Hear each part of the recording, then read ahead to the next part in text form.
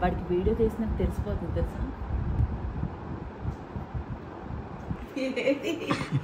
అంటారు పేరు మారిందంటే step by step చూడండి ఎలా ఎండిపోయిందో శుభ్రంగా. ఇక్కడ ఓన్లీ డైరెక్ట్ ఎండ తగిలేసింది. ఈ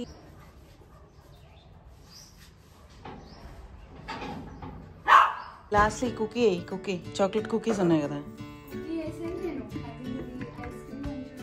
అందరికీ నమస్కారం, welcome back to my channel Bhagyalakshmi నివాసం. ఈ మధ్య ఈవినింగ్స్ అన్నీ కూడా నాది మ్యాక్సిమం ఇలాగే ఉంటున్నాయి అన్నమాట.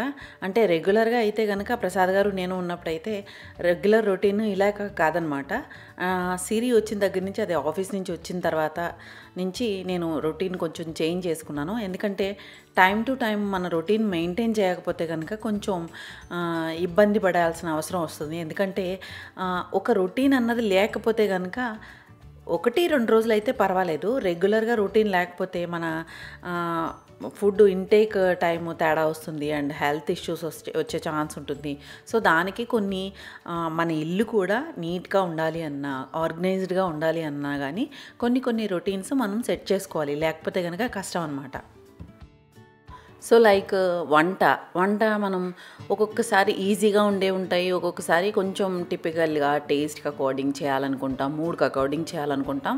సో దాన్ని బట్టి మనం ఒక అరగంట అటు ఇటుగా, కానీ టైంకి మనం తినే టైంకి అలా రెడీ అయిపోయేలాగా. ఇంకా మొక్కలకి వాటరింగ్ చేయటం మార్నింగ్ చేయొచ్చు, ఈవినింగ్ చేయొచ్చు, లేదంటే మీకు ఖాళీ ఉన్నప్పుడు అన్నా చేయొచ్చు. సో అలా మేనేజ్ చేసుకుంటూ ఒక రొటీన్ అంటూ ఫాలో చేస్తే కనుక దానివల్ల మనకే చాలా ఆర్గనైజ్డ్గా ఉన్నట్టు, ఆర్గనైజ్డ్గా పనులు చేస్తున్నట్టు అనిపిస్తుంది అనమాట. సో దట్ ఈరోజు ఈవినింగ్ నుంచి రేపొద్దున మార్నింగ్ వరకు నా రొటీన్ ఎలా ఉన్నదన్నది మీతో షేర్ చేస్తాను. అఫ్కోర్స్ ఒకలాగే ఇలాగే ఉంటుందని అన్నది, కొన్ని పనులు మాత్రం ఇలాగే చేస్తూ ఉంటాను, ఒక్కొక్కటి అటు ఇటుగా కూడా ఉంటాయన్నమాట. సో అనుకోకుండా కొన్ని పనులు కూడా చేయాల్సి వస్తుంది చూసారు, అట్లాంటివి కూడా ఉంటాయన్నమాట. సో దాన్ని బట్టి టైంని మేనేజ్ చేసుకుంటూ నా ఈవినింగ్ నుంచి మార్నింగ్ వరకు రొటీన్ అనమాట.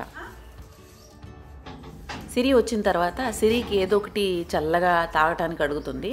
సో రోజు ఏదో ఒక రకంగా ఏదో ఒక some kind of cold coffee అని, లేకపోతే ఏదైనా సమ్ జ్యూస్ అని, లేకపోతే ఆంపన్నా అని అలా ఏదో ఒకటి చేసిస్తూ ఉంటాను. అయితే ఈరోజు మిల్క్ షేక్ అదే చేసుకుంటాను అందనమాట, చాక్లెట్ మిల్క్ షేక్.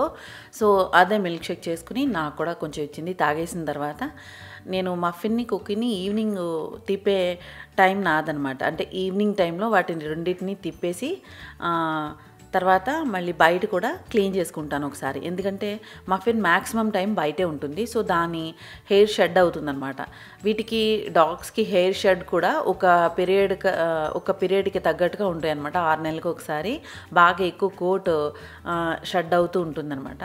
అందుకని నాకు రెగ్యులర్గా అలవాటు వాటికి కోమ్ చేసి శుభ్రంగా తర్వాత బయటంతా కూడా బ్లోవర్ వేసేస్తాను, లేకపోతే చీపురుతో తుడిచేసి ఎత్తేస్తూ ఉంటాను అనమాట. సో దట్ మనకి ఎంట్రుకలు అన్నవి చిరాగ్గా కనపడకుండా నీట్గా ఉంటుంది.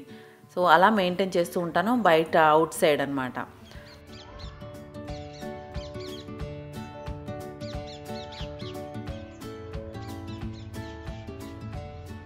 మొక్కలకి నీళ్ళు ఇచ్చేటట్టయితే కనుక మేడపైన ముందు ఎవ్రీడే చెక్ చేసుకోవాల్సిన అవసరం ఉండదు. ఎందుకంటే హార్డీ ప్లాంట్స్ అనమాట, బాగా ఎక్కువ ఎండకి తగ్గట్టుగా ఉండే ప్లాంట్స్ మాత్రమే పెట్టుకున్నాను పైన పెద్ద పాట్స్లో. అది కూడా నీళ్ళు పోసినప్పుడు ఒక 2 డేస్కి ఒకసారి ఫుల్గా పాట్ అంతా నిండిపోయి ఓవర్ఫ్లో అయిపోయే వరకు కూడా నీళ్ళు పోసేస్తూ ఉంటాను. సో దట్ అవి మొత్తం మొక్కల లోపల వరకు పీల్చుకుని ఎక్సెస్ వాటర్ని కింద నుంచి వదిలేస్తూ ఉంటాయి. సో అలా 2 రోజులకు ఒకసారి నీళ్ళు పోస్తే కనుక సరిపోతుందన్నమాట. సో మధ్యలో వెళ్ళి చెక్ చేసుకుంటూ ఉంటాను. రెగ్యులర్గా నేనే పోయిను, మా ప్రసాద్ గారు మార్నింగ్ టైంలో ఉంటారు కదా, తను కూడా మధ్యలో వెళ్ళి చూసి పోస్తూ ఉంటారు. అయితే అది సరిగ్గా పోసారా లేదా అన్నది నేను మాత్రం ఖచ్చితంగా వెళ్ళి చెక్ చేసుకుంటూ ఉంటాను. బాల్కనీలు కూడా అంతే. బాల్కనీలు కూడా అడేనియం ప్లాంట్స్ ఎక్కువ ఉన్నాయి కదా, సో దానికి అడేనియం ప్లాంట్కి తనకి తెలియదు అనమాట మా ప్రసాద్ గారికి. సో అడేనియం ప్లాంట్ కేర్ అయితే నేనే తీసుకుంటాను. మొక్కలకి నీళ్ళు మాత్రం బాల్కనీలు వాటికి నేనే పోస్తానన్నమాట. సో రోజు ఒకసారి మార్నింగ్ అవనివ్వండి, ఈవినింగ్ అవనివ్వండి, పైకి వెళ్ళి మొత్తం అంతా చెక్ చేసుకుని నీళ్ళు కావాల్సిన వాటికి, మొక్కలకి పోయాల్సిన వాటికి పోసేసి వస్తూ ఉంటానన్నమాట.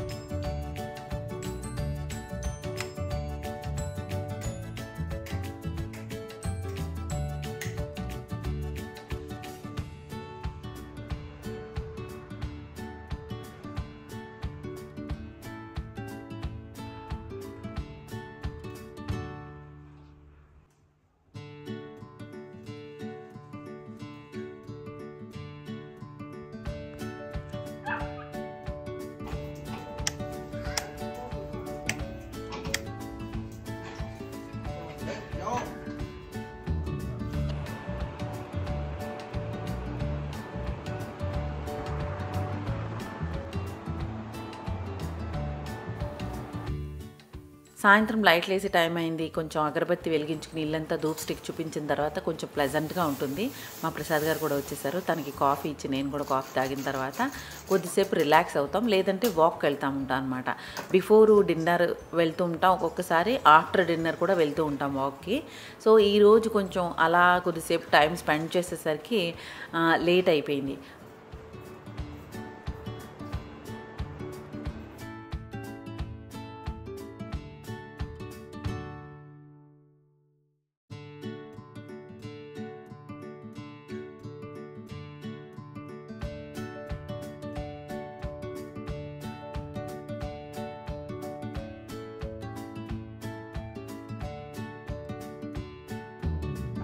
వాడికి వీడియో చేసినట్టు తెలిసిపోతుంది తెలుసు.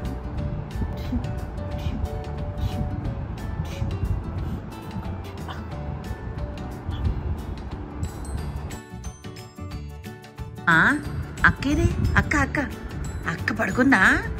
అక్క లేపి తీసుకురామా వెళ్ళి. రూమ్లో ఉంది అక్క. సిరి ఎక్కడున్నావు? సిరిని తీసుకురాళ్ళి. బయట లేదు, మేడపైన ఉంది. తీసుకురెళ్ళి.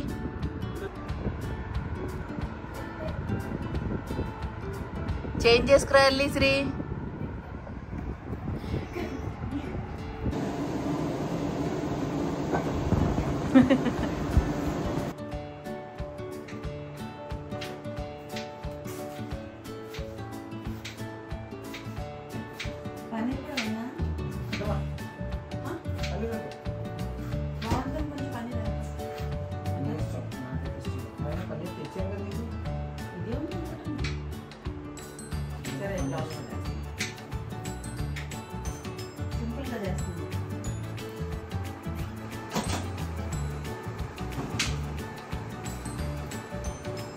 బయట తీసుకెళ్ళి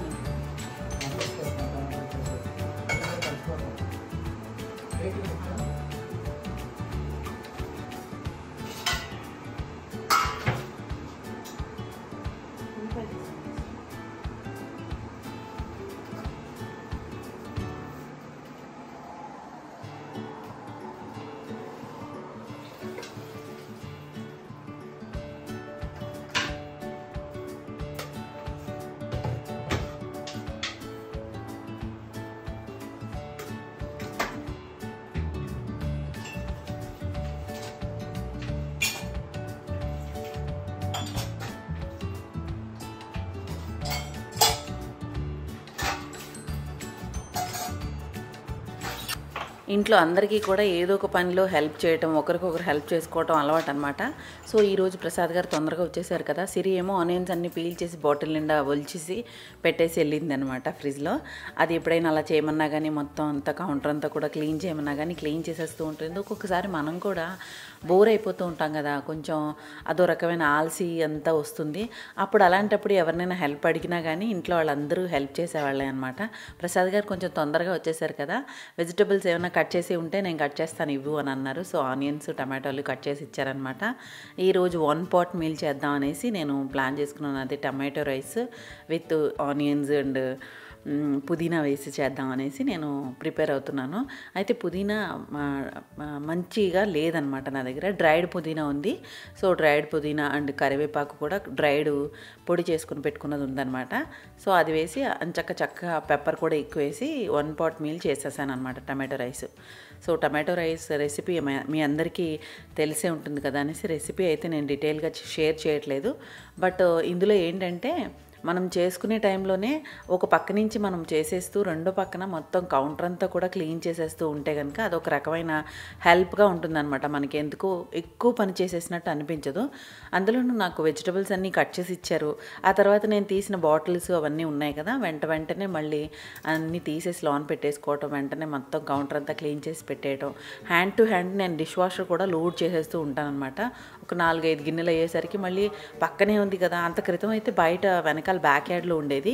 సో అది కొంచెం కష్టంగా ఉండేదన్నమాట. పక్కనే ఉంది కాబట్టి వెంటనే లోడ్ కూడా చేసేస్తూ ఉంటాను.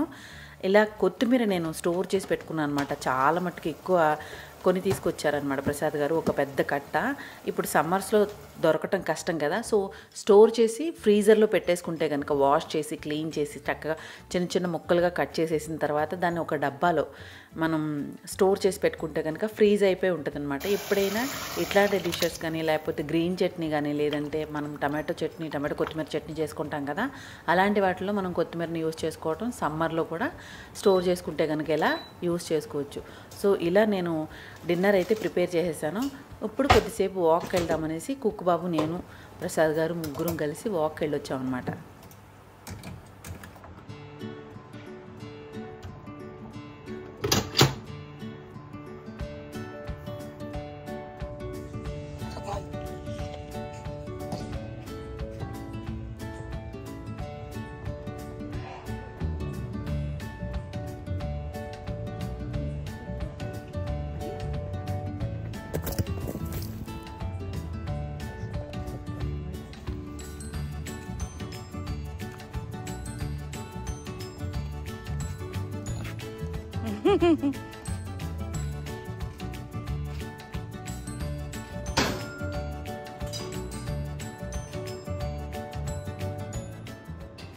మాది ఎవ్రీడే డిన్నర్ టైము 8 నుంచి 9 బిలో మధ్యలో ఎప్పుడైనా అటు ఇటుగా ఉంటుంది.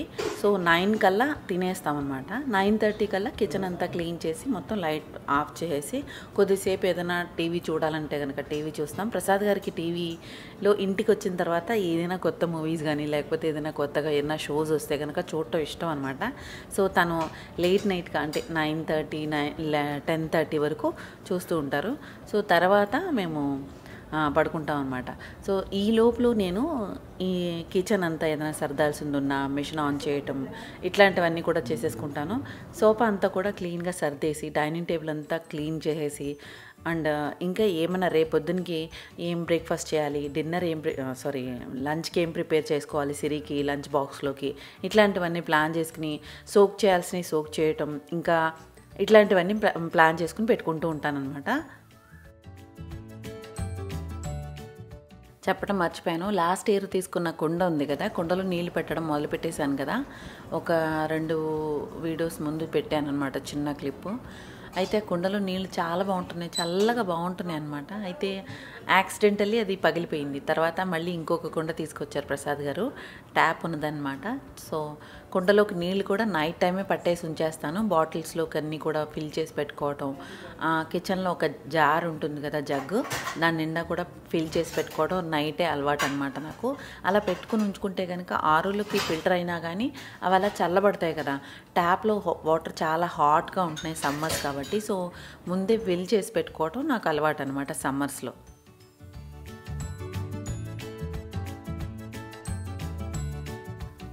తర్వాత కిచెన్ అంతా కూడా క్లీన్ చేసుకుని వైప్ చేసుకోవటం, సింక్ కూడా క్లీన్ చేయటం.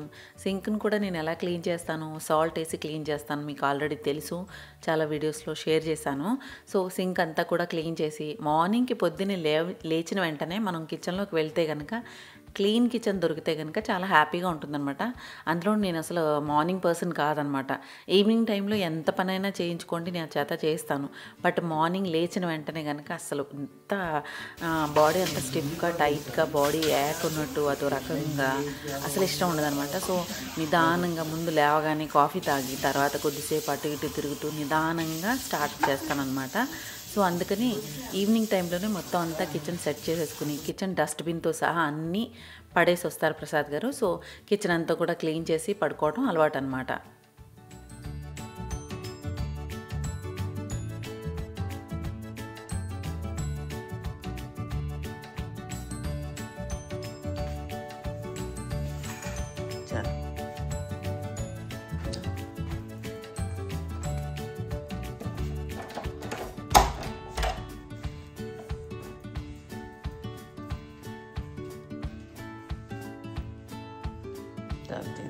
తలపిస్తున్నాను.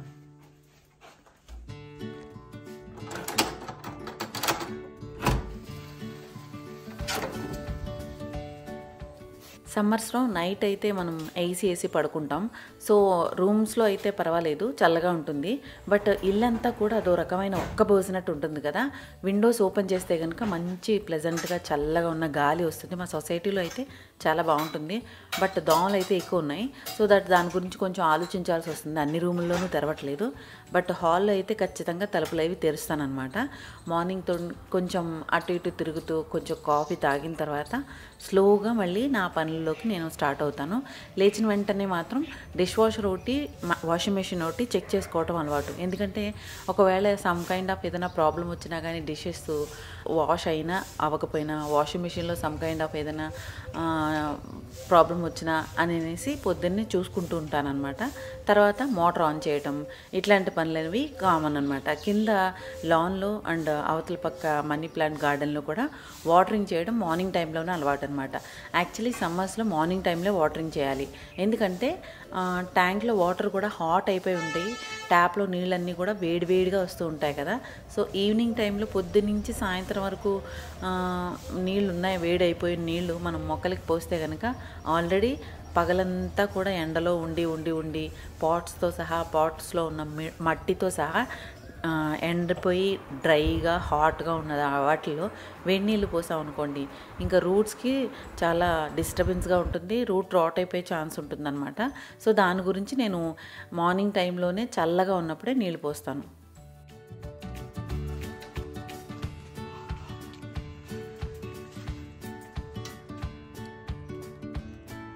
కొంచెం అది పైకి పెట్టాల్సింది కదా. అక్కడి నుంచి అక్కడే ఆల్రెడీ హోల్ ఉంది, హోల్ నుంచి తీయండి. అచ్చా,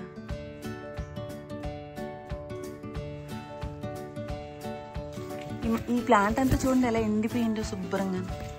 ఇక్కడ ఓన్లీ డైరెక్ట్ ఎండ తగిలేసింది.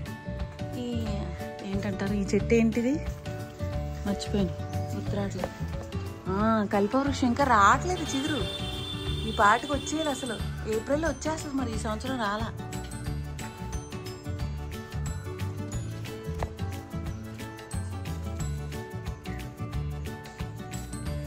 మనీ ప్లాంట్ స్టింగ్స్ అన్ని కొంచెం కట్ చేద్దాం అనుకుంటున్నాను. కట్ చేసేనా? బాగా కింద దాకా వచ్చేసినాయి కదా. సో మనీ ప్లాంట్ కట్ చేద్దాం అనుకుంటున్నాను స్ట్రింగ్స్ అన్నీ. సో నా వీడియోస్ రెగ్యులర్గా చూసే వాళ్ళందరూ కూడా నాకు ఒకసారి సజెషన్ ఇవ్వండి, కట్ చేయనా వద్దా, నాకు అర్థం కావట్లేదు, బాగా కిందకు వచ్చేసినాయి అనమాట. సో ఆ తర్వాత ఈ స్టాండ్ మీద కూడా బాగా ఎక్కువ ఒక్కొక్క చోట తక్కువ ఉందన్నమాట, ఘనాగా బుషీగా లేదనమాట ఆల్మండ. సో వెనక వైపు సన్నజాజి అంటు కూడా ఉంది కదా, దానికి దీనికి మధ్యలో గ్యాప్ ఉండిపోయింది. ఆ గ్యాప్లోంచి ఎండ బాగా స్ట్రాంగ్గా వచ్చి మనీ ప్లాంట్ అంతా కూడా ఎండిపోతున్నాయి అన్నమాట ఆకులు. సో దాని గురించి పైన ఒక గ్రీన్ మ్యాట్ ఒకటి ఉంటే అది వేసేసాం. ఒక గ్రీన్ బ్యాగ్ వెడల్పు రెక్టాంగులర్ షేప్లో ఉన్నది, అది కూడా ప్రసాద్ గారు వేసేసి బైండింగ్ వైర్తో కట్టేశారనమాట. అండ్ ఆ తర్వాత నేను గ్రీన్ మ్యాట్ కూడా కట్టించాను. ఈ గ్రీన్ పరదాలు ఉంటాయి కదా, అవన్నీ కూడా. దోసపిండి, దోశల్లోకి చట్నీ ఆల్రెడీ నిన్నటిది ఉంది చేసింది. సో మసాలా చేస్తున్నాను. బ్రేక్ఫాస్ట్లో దోశకి మసాలా రెడీ చేస్తున్నాను అనమాట. ఆలు బాయిల్ చేసుకున్నాను ఒక 5, అయితే 3 ఆలు మసాలా ప్రిపేర్ చేశాను, ఒక 2 ఆలు పరాటా చేద్దాం అనేసి మిక్స్ ఆలు పరాటా లాగా అనమాట సిరికి పట్టుకెళ్ళడానికి లంచ్ బాక్స్లో. సో ఆలు పరాటాకి ఏం చేశానంటే ఆలు మ్యాష్ చేసేసి దాంట్లోనే కొంచెం పన్నీర్ కూడా మ్యాష్ చేసేసి ఉల్లిపాయ, పచ్చిమిరపకాయ, కొత్తిమీర ఇవన్నీ కూడా కలిపేసి ఉప్పు లాస్ట్లో వేసుకోవాలన్నమాట. అంటే ఇంకా మనం పరాటాలో స్టఫ్ చేసే ముందు మాత్రమే ఉప్పు వేసుకోవాలి. ముందే వేసేస్తే ఏమవుతుందంటే అది ఆనియన్స్ అన్నీ వేస్తాం కదా, నీరు వచ్చేస్తుంది అనమాట. సో స్టఫ్ ఎప్పుడు కూడా కొంచెం టైట్గా ఉండాలి మ్యాష్. సో దాని గురించి నేను తర్వాత ఉప్పు వేస్తాం, మిగతా మసాలాలన్నీ రెడీ చేసేసి పక్కన పెట్టుకున్నాను. మసాలా దోశకి ఆలు మాత్రం మసాలా మనం ఆలు దుళ్ళు ఇంకా బంగాళదుంప అరటికాయ దుళ్ళు చేసుకుంటాం కదా, అలాగే తాలింపు వేసేసుకోవాలన్నమాట. కొంచెం నేను ఉల్లిపాయలు ఎక్కువ వేసుకుంటాను, నాకు చాలా ఇష్టం అనమాట. సో మసాలా అలా చేస్తూ ఉంటాను.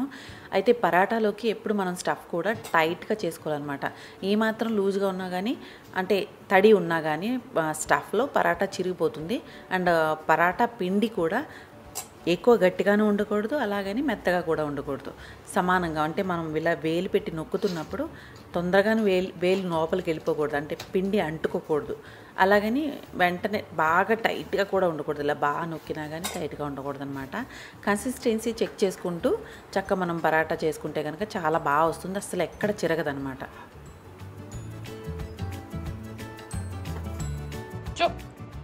సో ఇలా బ్రేక్ఫాస్ట్ అయితే రెడీ అయిపోయింది. నేను ఆలు మసాలా చేశాను కదా, నేను మధ్యాహ్నం మజ్జిగ చారు చేసుకుని అదే తినేస్తాను. ప్రసాద్ గారు అయితే లంచ్ పెట్టే అవసరం ఉండదు ప్రసాద్ గారికి, సో తను ఫ్యాక్టరీలో మేనేజ్ చేసుకుంటారు. సో నాకు సిరికి లంచ్ అయితే ప్రిపేర్ అయిపోయినట్టే. అండ్ సిరికి పరాటా ప్యాక్ చేసి ఇచ్చేసాను కదా, మధ్యాహ్నం నేను కొంచెం రైస్ పెట్టుకుని మజ్జిగ చారు చేసుకుంటే కనుక నాది కూడా లంచ్ డన్ అనమాట. సో ఇదండి ఈరోజు నా వీడియో. మీ అందరికీ నచ్చినట్లయితే కనుక లైక్ చేయండి, షేర్ చేయండి, సబ్స్క్రైబ్ చేయడం మాత్రం మర్చిపోకండి. Thank you for watching. Happy home making, happy gardening.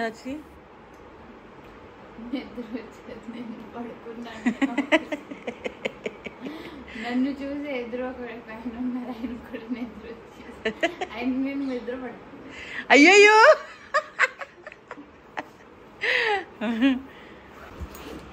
ఏంది అసలు రిలాక్స్ చేసేసి